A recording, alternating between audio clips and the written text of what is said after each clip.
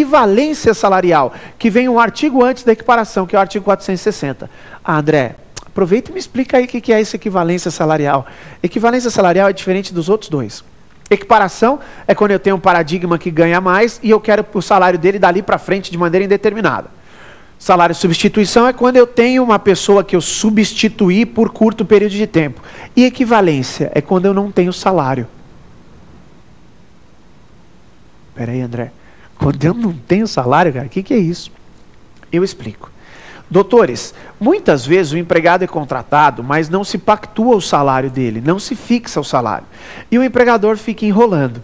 Este empregado pode entrar com uma ação na Justiça do Trabalho, pedindo para o juiz fixar o quanto ele deve ganhar por serviço equivalente, daí a denominação de equivalência salarial. Via de regra, o juiz manda o oficial de justiça na empresa e fala assim, quem exerce a mesma função que ele, fulano de tal, quanto ele ganha? Tanto, tem que pagar tanto para ele também. Isso é equivalência salarial. Perceberam a diferença da equivalência para a equiparação? A equivalência eu não tenho salário. A equiparação, eu tenho e quero subir por tempo determinado. Salário substituição, eu quero subir por tempo determinado. Joia? Beleza, doutor? Então, repito, não é equiparação salarial, é salário substituição. Perfeito? Joia? Vamos para mais uma pergunta, então, dos nossos telespectadores. Pode soltar lá.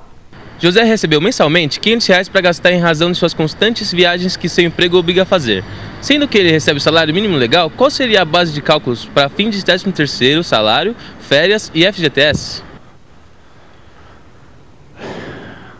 Vamos lá. O exemplo que foi dado aí, eu estou vendo que tem até um pessoal que está pegando algumas questões que já foram até objeto de segunda fase, né? Ou então dúvida mesmo. Mas o exemplo que foi dado é que o cara recebe R$500 por mês em razão de suas constantes viagens, ou seja, ele recebe R$500 de diária, certo? E ele ganha o salário mínimo. Ou seja, o que ele recebe de diária é acima do salário mínimo, de metade do salário dele. Se a diária, como eu falei para vocês, for até 50% do salário do empregado, ela não integra a remuneração. Certamente, qual é a pergunta do doutor? Se ultrapassar de 50%, integra a remuneração só o que ultrapassar ou integra toda a remuneração? Ah, doutores. A CLT não é muito clara nisso não, mas a jurisprudência é pacífica nesse sentido. Eu vou dar um exemplo, porque eu não lembro o salário que o doutor usou aqui no problema. Mas, por exemplo, o cara ganha R$500 por mês de diária. E ele tem o salário de R$700 que seja. A diária suplanta 50% do salário, certo? Quanto ele deve receber?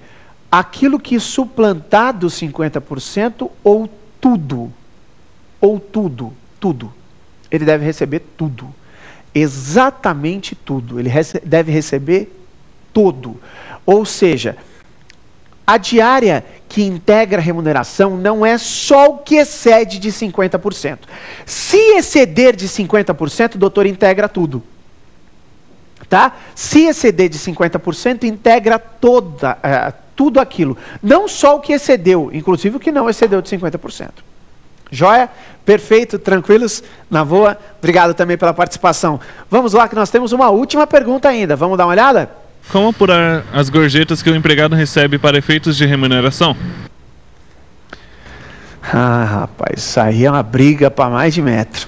Essa já é uma pergunta efetivamente prática.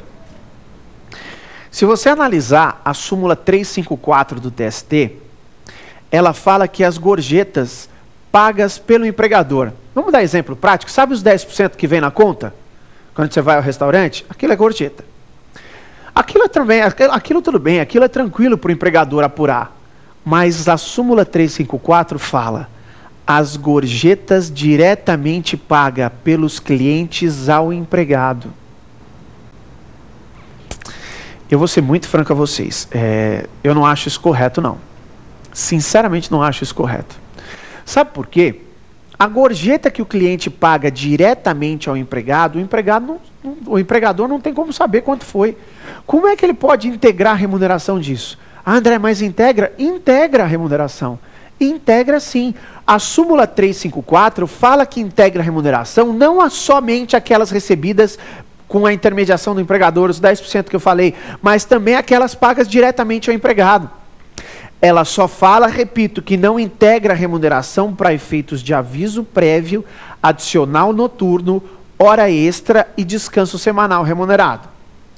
O aviso prévio, lá do artigo 487 da CLT, não sofre incidência de gorjeta. O adicional noturno do artigo 73 da CLT não sofre incidência de gorjeta.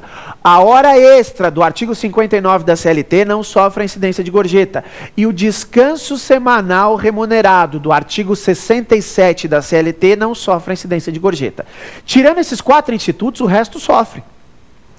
Qual é o resto, André? Pô, doutores, pelo amor de Deus, 13º salário, férias, fundo de garantia, todas as outras verbas rescisórias, 13º proporcional, férias proporcionais, mais 1/3. Tudo sofre a incidência disso. Tudo sofre a incidência das gorjetas. Então a gente precisa efetivamente tomar cuidado com isso. Mas de qualquer forma, a apuração disso deve ficar a critério testemunhal. Ou um fluxo de caixa que o empregador tenha, ou um controle que o empregado, que é manobrista, recebe das gorjetas que ele recebe diretamente do cliente. Tudo isso, efetivamente, a gente tem já como caracterizado para integrar. E integra a remuneração, sim. Para quase todos os fins no que diz respeito à gorjeta. Joia? Perfeito? Doutores, com isso, nós encerramos o segundo bloco do nosso programa, agradecendo mais uma vez. Queria mesmo muito agradecer a participação dos nossos telespectadores, reiterando aqui, para que vocês não fiquem, por favor, chateados se a sua pergunta não chegou.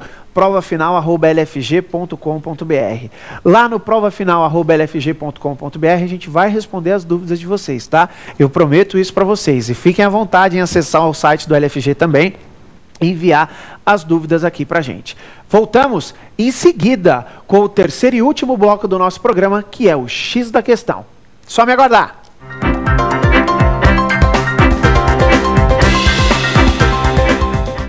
Bom, doutores, vocês já devem estar vendo. E agora o André vai falar que é a parte mais importante do programa. Não é que é a parte mais importante do programa. É que essa é a parte onde a gente traz algumas questões de prova da OAB para que os examinandos e os concursandos possam ver como que o tema do dia cai nas provas. E é isso que a gente procura falar para vocês e trazer para vocês, para que fique de plano esclarecido, tudo esclarecido disso dentro do nosso programa. E está aí também uma das razões do sucesso desse programa. Não só a audiência de vocês, que a gente sempre agradece, mas também pelo carinho como o programa é tratado pela TV Justiça e pela Rede LFG, que tem em parceria com a TV Justiça esse programa. Bom, eu selecionei aqui 2 questões para vocês para tratar do tema do dia hoje, que foi salário e remuneração. Então vamos dar uma analisada nessas questões e ver como a gente deveria se portar acerca delas no exame de ordem? Vamos lá. Primeira questão. O automóvel da empresa utilizado pelo empregado. Alternativa A. É sempre computado na remuneração do empregado como salário in natura? Doutores, sempre não. Não. Não dá para ter essa alternativa como correta, porque o salário in natura não é caracterizado via de regra com toda a mercadoria, com todo o bem econômico que é dado ao empregado. Nós falamos disso no tema do dia, né? Via de regra até pode ser caracterizado, mas normalmente, muitas vezes não. Muitas vezes não é. É sempre computado na remuneração do empregado como salário in natura? Não, né? Se o carro é dado, por exemplo, eu vou dar um carro para o meu vendedor, para agilizar as vendas. Esse carro é só para você trabalhar. A hora que terminar o seu trabalho, se traz esse carro na minha empresa, você não pode utilizar esse carro para o seu lazer. Pô, eu não tenho como cobrar esse salário e integrar esse salário na remuneração do empregado. Que isso? Não. Então não é sempre utilizado, não. Essa primeira alternativa está incorreta. O X da questão ainda não é aí. Vamos dar uma olhada na alternativa B? É computado na remuneração do empregado quando demonstrada a sua indispensabilidade para o trabalho? Não, justamente o contrário. Se ele é indispensável para o trabalho, ele não tem essa caracterização. Lembrando sempre, nem toda utilidade que é dada tem característica salarial. O